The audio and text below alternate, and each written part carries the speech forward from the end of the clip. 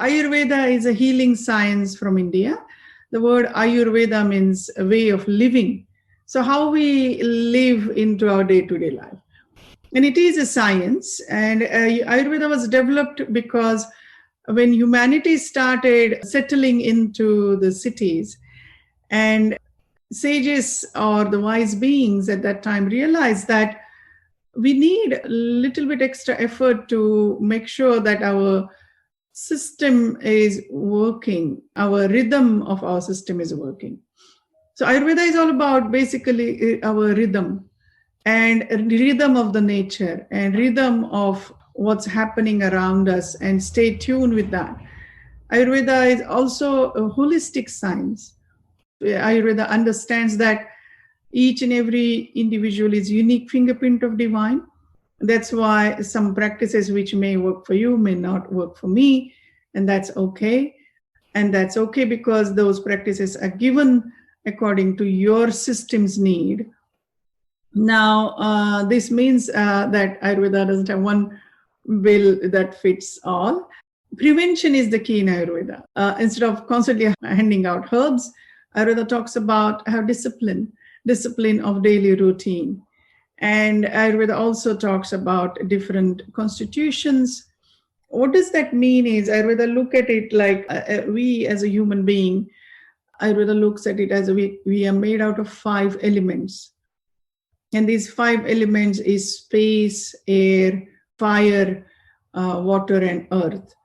And everything, according to Ayurveda, is made out of these 5 elements. And these 5 elements exist in us as well. And a permutation and combination of these elements gives us concept of our dosha or Ayurvedic constitution type. It's not that just we have constitution, but the food we consume also have constitution. So this is where everything becomes interesting. Ayurveda talks about right food for your system. Or you can actually use certain herbs or certain spices to make this food adaptable for your system. According to also Ayurveda, also it's our digestive system is very important. A human digestive system is very delicate, and it differs from different Ayurvedic constitution.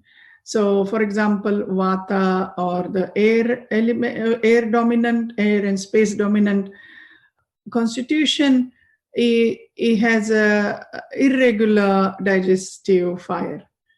Sometimes it's too much, sometimes it's not existing. So they have to navigate through that. Then the fire and water element together is Pitta.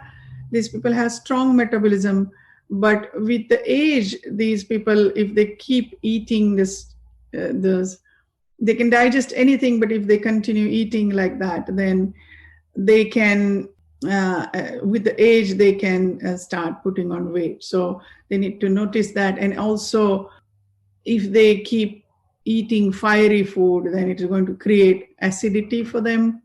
So they need alkaline food, and then comes the third constitution, which is kapha, which is basically earth and water together, and this is a slow moving digestive fire.